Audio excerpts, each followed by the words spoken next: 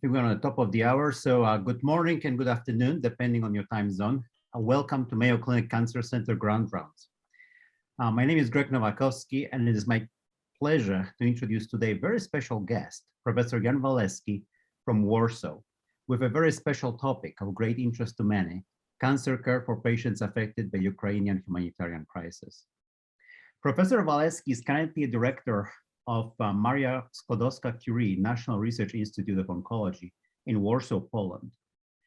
He also chair of Department of Lymphoid Malignancies in the Institute, and many of us in the lymphoma world know Jan as a friend and collaborator from his work in lymphoma. Jan graduated from Warsaw Medical University, which is, by the way, also my alma mater. After medical training in Poland, Germany, and Switzerland, he did clinical and research fellowships, as well as visiting professorships in US at Montefiore Medical Center, Cleveland Clinic Cancer Center, and Fred Hutchinson Cancer Center. His achievements include development of novel therapies for Burkitt lymphoma with high intensity treatment, as well as development of clinical program of autologous stem cell transplantation in the Department of Lymphoid Malignancies in Oncology Institute in Warsaw.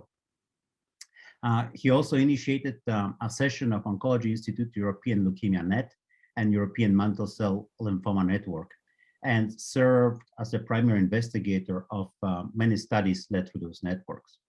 He's a founder, member of a Polish Lymphoma Research Group, and the primary investigator of many studies. He's a member of many professional societies in Poland, in European Union, and US. Jan had published over 200 manuscripts and book chapters, but today, Jan will talk on a topic of medical care of Ukrainian refugees of war, particularly how complex cancer care can be delivered in this setting. Many of you reach out to me and asking about local needs and trying to understand how Polish and other systems can cope with the influx of cancer patients. And I'm confident that this talk will be very helpful in understanding our local situation and how we can be of help or any additional assistance which can be developed to help the situation there. Before I pass it to Jan, I would like to remind you that you can submit questions any time during the talk for the question and answer icon in the Zoom. So please feel free to do so. We'll reserve some time at the end for questions. And I would like to again welcome Professor Walewski, and thank you so much for finding time to accommodate this talk in this very busy time for you. So thanks, Jan. I will let you proceed. Thank you, Gregor. Thank you, Greg. Thank you for a very nice introduction. I am really privileged and pleased to be able to join your ground rounds today. And I really appreciate your, as a team at Mayo, appreciate your interest and consideration and interest in what is going on in this part of world under the pressure of Russian invasion to Ukraine. Of course, we need to understand that we in Poland are luckily at the safe side of this conflict because the ferocious war is going on in Ukraine. But more than 3 million people arrived to Poland from Ukraine starting February 2024. I thought that I will start with presenting a few data on our institute, then I will give you some statistical information to overview a scope of healthcare needs related to the war in Ukraine, and then conclude with solutions that were recently adopted both at the state level in Poland and at our institute.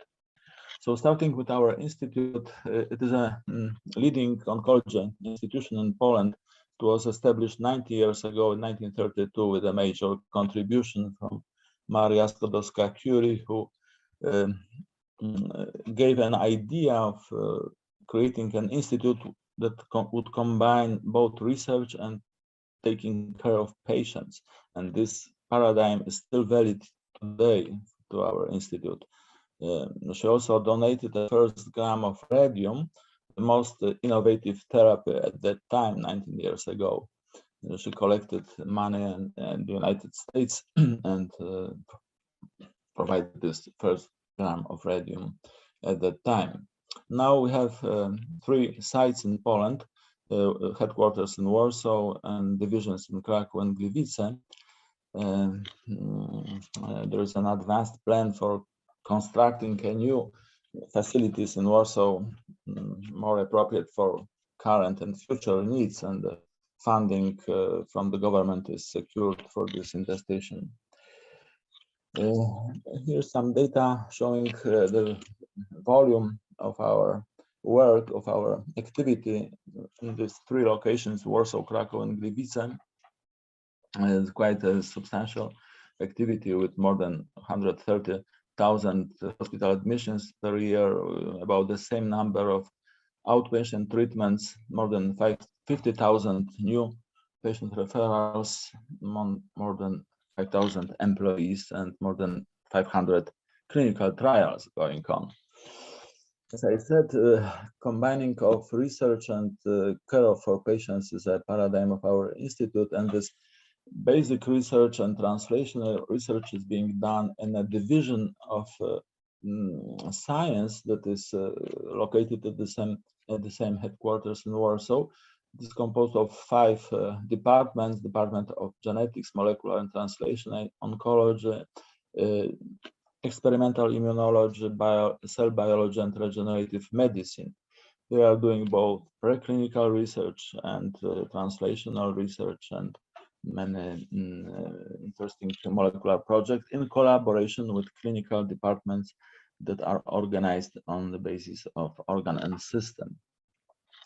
The functional structure of the institute is designed to address all major areas of activity and research in oncology, including basic research, integrated practice units, integrated care, and some unique facilities that are not present in other comprehensive cancer centers in Poland, including early phase clinical trials unit, a special facility for phase 1 and first in human clinical trials, Precision Oncology Center of Excellence created 2 years ago that is supporting of this early phase clinical trials unit with molecular diagnostic and identification of potential targets for treatment.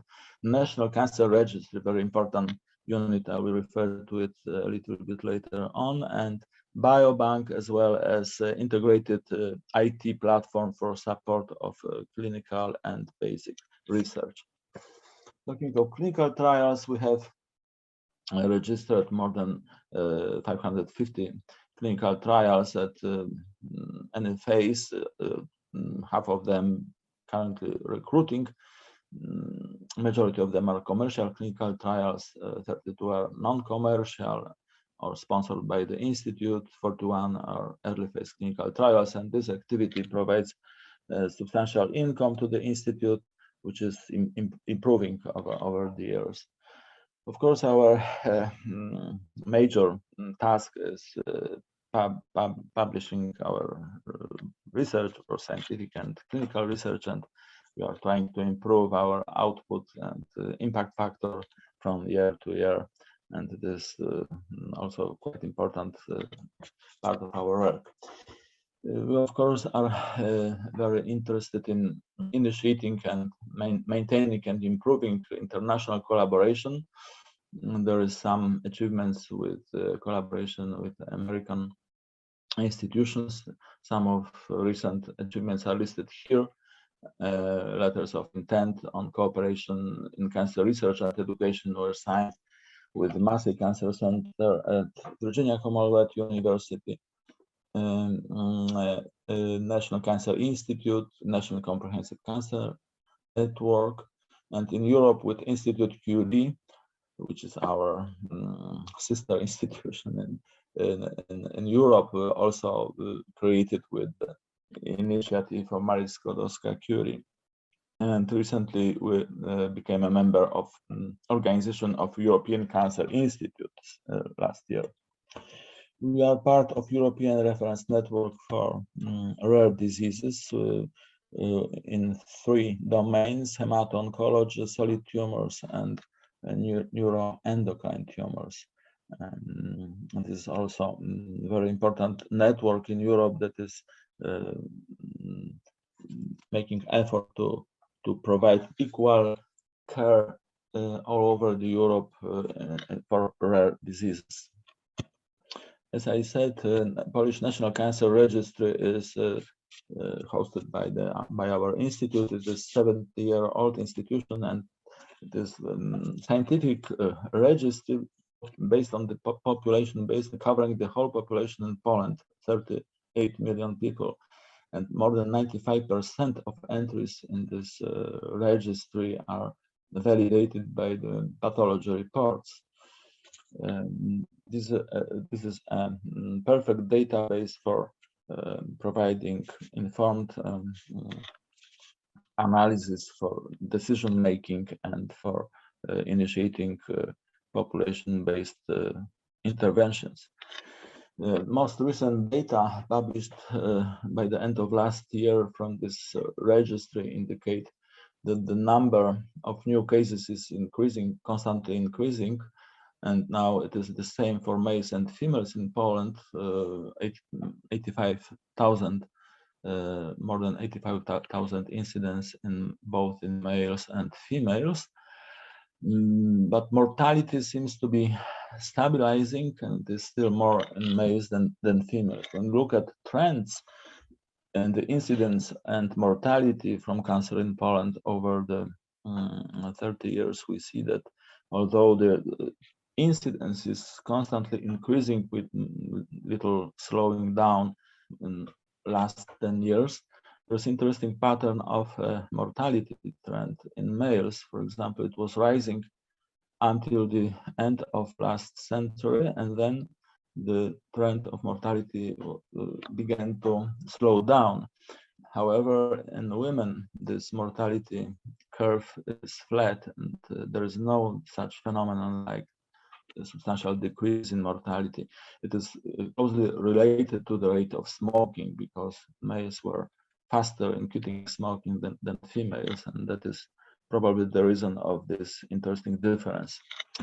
Our team from Cancer Registry made an attempt to calculate estimated number of new cases related to the massive entry of Ukrainian immigrants, with the assumption that number of the refugees will be 2 million. Now it is 3 million almost as of yesterday, but these calculations are for 2 million.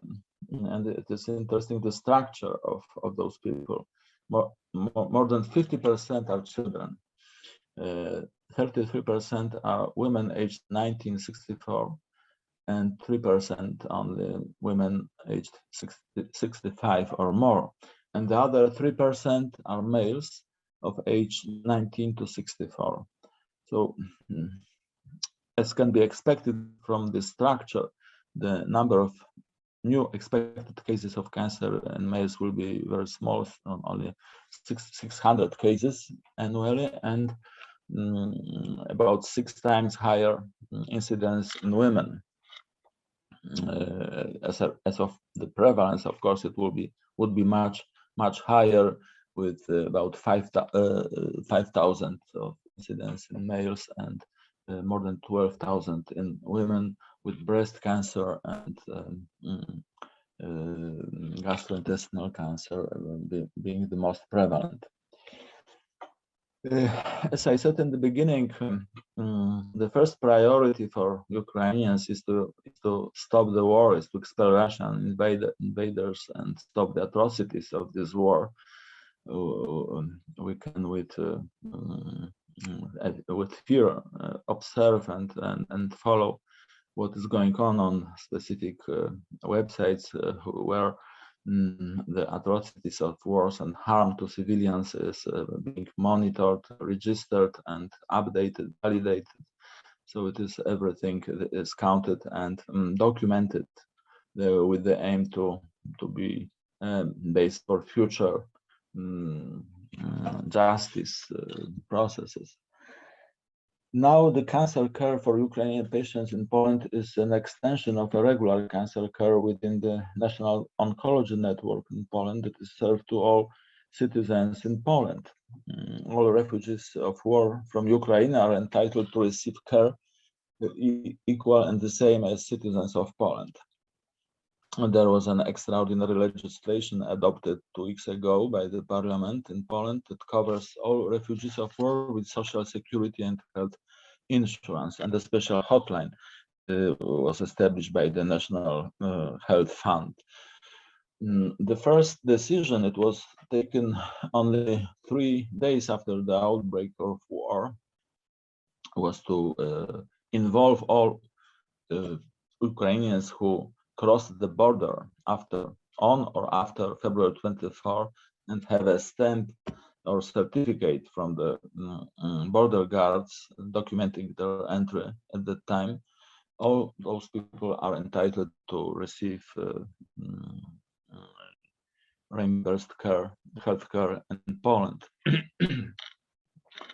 There's also a number of specific assistance tools provided by the governmental web page, as you can see here, with tabs and applications that help those people to find housing, achieve a personal identification number. This personal identification number is necessary to be able to enter into the health system, for example, or receive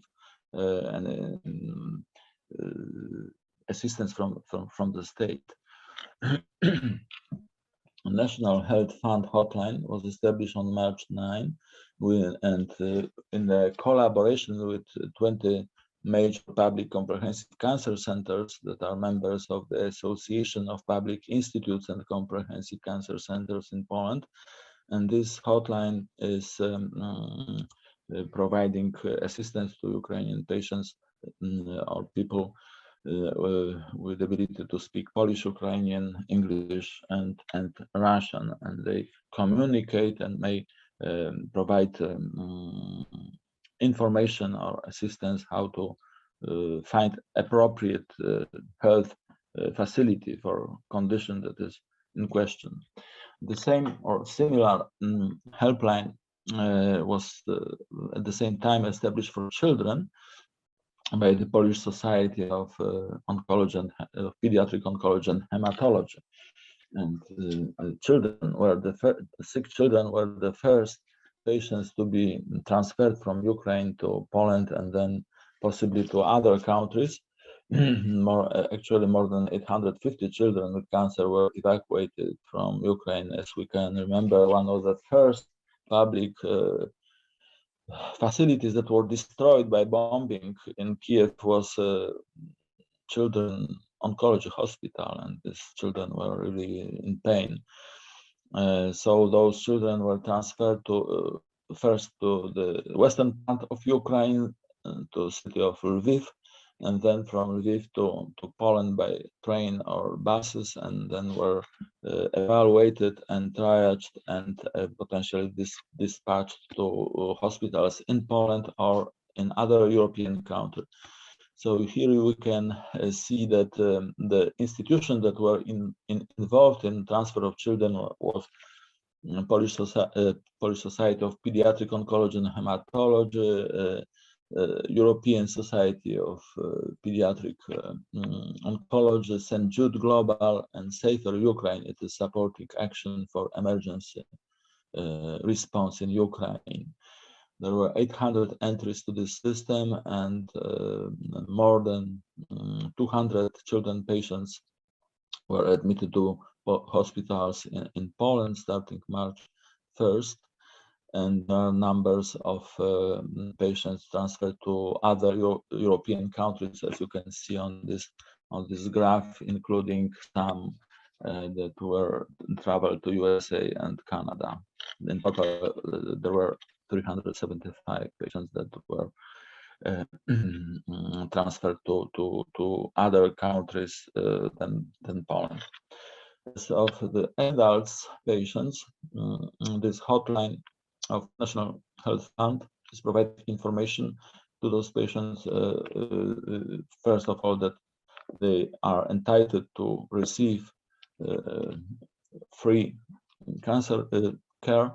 They receive assistance in coming in contact to appropriate hospitals or outpatient departments.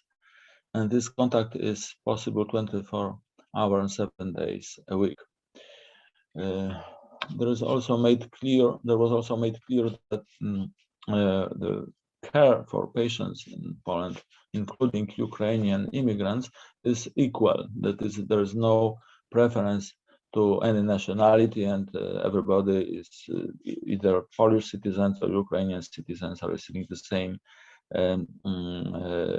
care based on the first come, first served, unless there is emergency where the life-threatening condition is being the priority, and life-saving is the first priority in this services. The other thing is the reimbursement for medicine, because there was also doubts how it should be conducted, and the reimbursement is based on the same provisions as insurance for Polish patients. Everything what is provided within public insurance to Polish citizens, the same is also provided to the Ukrainians according to the medical indication. On March, representative of Minister of Health for transfer of Ukrainian patients to who reside within the borders of Republic of Poland due to the war in Ukraine, and with the aim of continuation of medical treatment outside of Poland. It is not a huge process. Only 42 patients were transferred from Poland to other countries starting March 11. And we can here see how is the structure of hospitalization in Poland as of April 11. At the day, there were 2,000, a little bit more than 2,000 patients admitted to hospitals in Poland, mostly in central Poland, and that is in Warsaw, and in other southeastern regions of Poland. More than 93% of those admissions were in general hospitals, some in psychiatric hospitals, hospices, or nursing homes. So the reasons of hospital admissions are indicated here, with three major reasons being prominent. One is signs and symptoms of abnormal laboratory test, not otherwise classified, what is corresponds to condition where the further diagnostics is necessary. So it was first symptoms of some illness without specification. The other, everything related to obstetrics, gynecology, like pregnancy or childbirth, and other circumstances resulting in contact with health system. That is, for example, need of vaccination, need of examination, or other being accompanied to other patients, like those things. As of regulations taken at our institute, we started to prepare to admit more cancer patients related to Ukrainian refugees before February 24, because we expected what is going to happen. So we expanded our call center and our reception at the hospital, trying to recruit personnel speaking English or Russian, and training the call center staff how to assist new patients when they come from Ukraine. We already had some Ukrainian patients because, as you may know, over the last 10 years, about 1 million of people from Ukraine arrived to Poland, finding employment and just living here. So it is maybe not everybody has realized that Poland was not a country refusing immigration, but opposite. We accepted about 1 million before the war. Now there are additional 3 million. After the outbreak of war, a group of volunteers were established who assist in translating medical documents. This is a major problem, translating medical documents, because those people frequently do not have extensive documentation, medical records. They come with sometimes with one piece of paper with medical statement, or just can explain without any documentation what they were had been treated for. There are also some Ukrainian persons employed at our institute. They help in communicating with other patients. So we have a hotline at our institute website that is able to communicate with those patients in Ukrainian. We have information and hotline in Ukrainian language and English and Russian as well. And the pathway of those patients, starting with the call to the hotline, the coordinator at the hotline collects information on patients, creates a list of patients by county. It takes place this hotline created by National Health Fund, and then our coordinator at the institute receives the list of patients from this central hotline and make entries to for individual patients to the schedule of visits, and then the patient receives a message from the institute's helpline with the date of scheduled visits, and just comes to doctor, and then there is evaluation of his condition or her condition, and the patient is either admitted to hospital or transferred or referred to the other facility. So of April 8th, we had more than 350 calls and subsequent visits to our institute with this distribution between departments. So majority of them were, as can be expected, women with breast problems, gastrointestinal, neuroendocrine, soft tissue, gynecology, lymphoid malignancy as well, being the most prominent. As of the Kraków branch and the Gliwice branch, the numbers were much smaller than in Warsaw. There is also a possibility of continuation of clinical trials for Ukrainian patients, and it is based on direct communication between sponsor or CROs or principal investigators. There are trials conducted both in Ukraine and in Poland, and then given the same protocol, it is possible to transfer a patient from Ukraine to Poland to continue on the clinical trial. It is also possible to use ECRF case report form entries as source data in case when the medical records are unavailable for treating physicians in Poland. Of course, the quality of care is equal to care for Polish patients as with other areas of medicine. There's also something for Ukrainian investigators or doctors, because doctors are coming to Poland as well. National Science Center, that is a major governmental institution in Poland for funding science and basic research.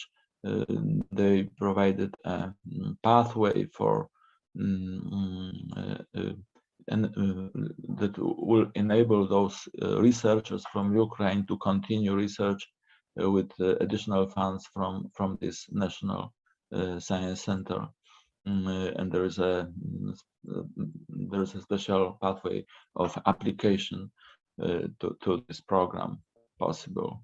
That is also relates somehow to the sort of activity of our institute. So I think I would stop here, saying glory to Ukraine, and will be pleased to answer the question if necessary. Thank you for your attention. Thank you.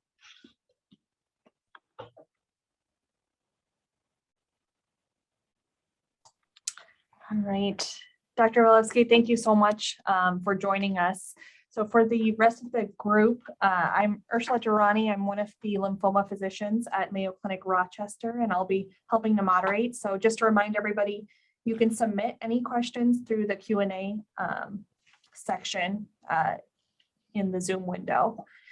So just to start us off, that was an excellent talk and overview, and I especially appreciate the history that you gave of the Cancer Institute too. My question was, adding to, 3 million people to the healthcare system in, such a short time period, I can imagine is going to present some challenges. So what are the main challenges you are foreseeing for the cancer sector specifically? I must say it is not 3 million people additionally to the healthcare system, because fortunately most of them are healthy. 50% are children, and the 90% are women. As I showed to you, this approximate calculations, there will be possibly 5,000 new incidents of cancer and 600 in men. So it is much a smaller amount. If you remember, the incidence in Poland and Polish population was 85,000 in women and 85,000 in men. So this additional 10,000 or 12,000 is not much difference. To me, as an oncologist at a major institution in Warsaw, I can only say that the number of patients that we see, for example, at my department, lymphoma department, it is 50 bed department dedicated to lymphoma patients. We have additional 3 patients now in treatment for aggressive lymphoma that need hospitalization, admission to hospital. And maybe 10 new patients treated at outpatients. So it is, in terms of numbers, it is not a huge additional problem. It will change, because we don't know how long everything will, how long this war will be, and how long these people will stay in Poland. So the problems may be exaggerated. But as for now, the major problem is to find housing, employment, and education for those people. This is a major problem. Healthcare is the third, I would say. Thank you. A question from Dr. Manochakian is, are other countries in Europe planning to offer more help to reduce the burden on Poland, and is there ongoing coordination? Good question. I have no answer to that. We would welcome this answer to this question. Unfortunately, we haven't seen any help out except for this help for children, as I showed at the beginning. This almost 400 of children were transferred to other countries, but it was at the very beginning of war, and now it stopped. Now, as I said, only 42 patients were transferred to other countries. At the same time, more than 2,000 patients were admitted to hospitals in Poland. So we are still waiting for support from other countries, from European Union. They promised they would, but not yet.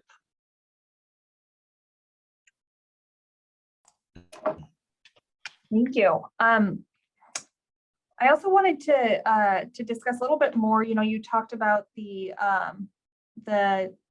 changes in terms of policy and allowing for all patients, including Ukrainian refugees, to get, prescription medications covered. So are all of the cancer medications, included in that? Or are you having to find other ways for that to be covered?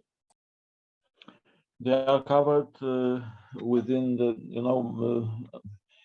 more than 95% of population in Poland has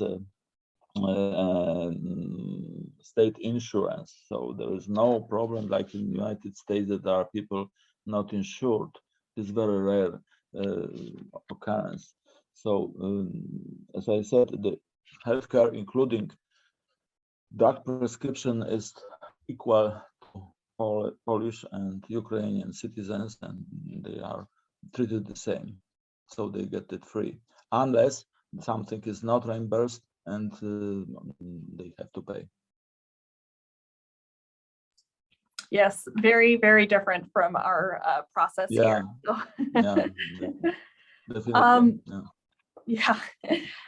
A question from the audience. Are there any other countries in the region who are going through a similar process to assimilate patients, and is there any coordination?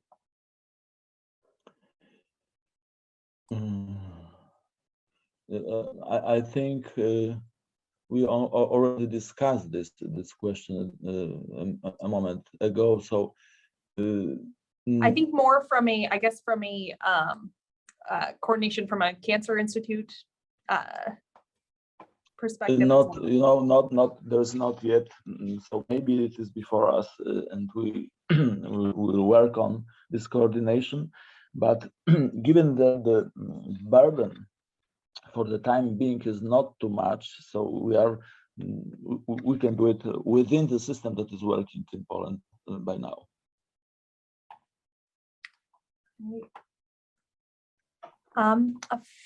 Another question has come in. For patient records, are they all on paper, or are there records available, and specifically asking about imaging records? As soon as the refugees receive a personal identification number, they can be entered into the electronic information system, and they have electronic records. But they, of course, they come without any medical records. And I see the question here that we'll be able to enroll Ukrainian patients on trials. Theoretically, yes. It depends on whether the patient is able to understand Polish, or there is a secure translator available, because to be able to express consent to the trial, the patient must understand the patient information sheet and everything. So the communication is the key. If the communication is without any problems, then the patient can be enrolled into the trial. Thank you. Another question from Dr. Manichakian. Oh yes, you answered that one. And I think the other question that was received was similar to kind of what you've discussed about patients who are on clinical trials in Ukraine and they coming into Poland. I think you had mentioned that some of the sponsors were helping to transition those patients. And then working with local oncologists. In other cases, would you have to transition them to standard of care treatment if you couldn't offer the clinical trial?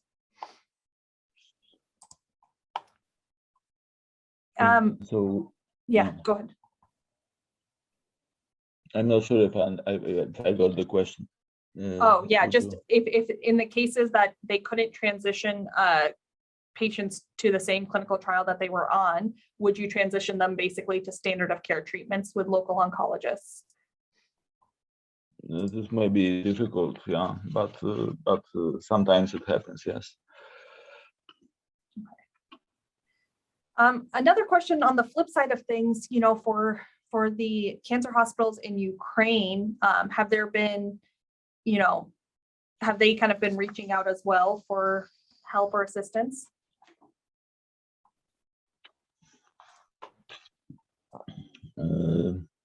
I'm sorry, I didn't hear the question. For exactly. cancer yeah, sure. For cancer hospitals that are in Ukraine, have they had, been reaching out in terms of needing aid or assistance? It was true for pediatric patients, as far as I know, but I'm not aware of some. There were questions about possibility of providing some help in terms of providing equipment, for example, but not in transfer of patients, as far as I know. Okay, thank you. Another question from Dr. Locke. We all want to know how best to help. What do you think U.S. hospitals can do that would be most helpful? You mean hospitals from in the United States? Maybe some form of consulting or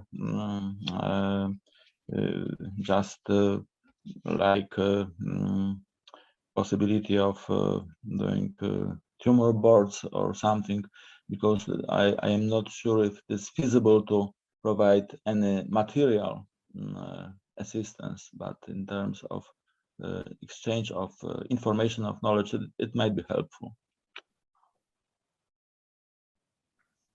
Thank you. What do you think are the biggest kind of strengths of the facility and the healthcare system that you think have allowed for this to be a little bit of a easier transition from a cancer perspective, other than obviously, like you mentioned, the low incidence of cancer in general? Mm-hmm.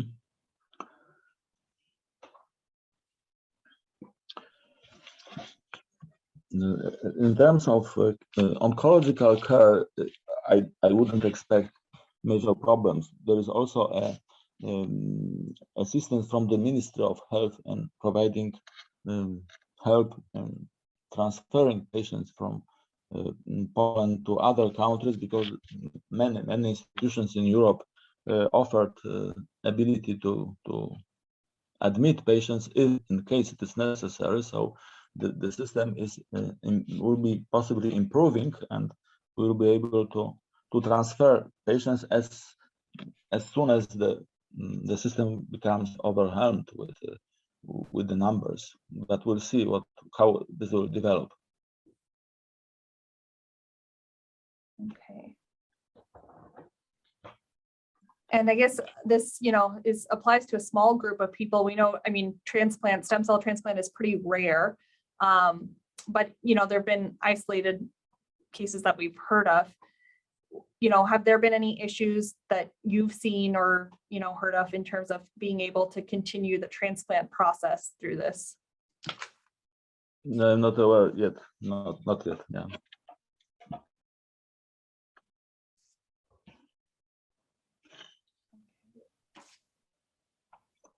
And we have another question about that we've somewhat discussed. Do you anticipate any overload in terms of physicians, cancer treating physicians and the medical team? So, the cancer team being overwhelmed or shortages of that?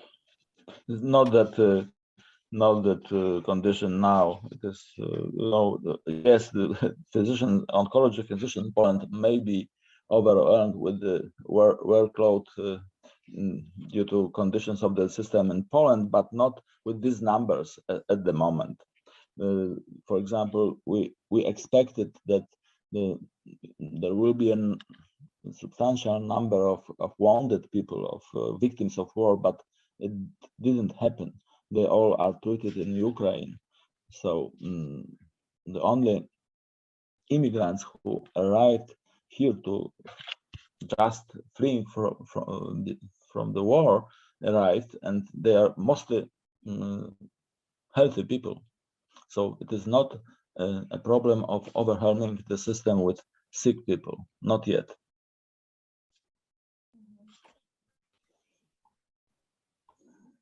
And do you think a part of that is because a lot of people also who were sick kind of had to stay back if they were, undergoing treatments or hospitalized? Okay. Probably yes.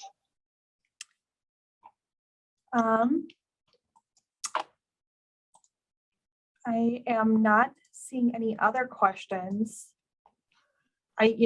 At least personally, I think we've learned a lot, and I think there's a lot that we can learn as a healthcare system as well from you guys.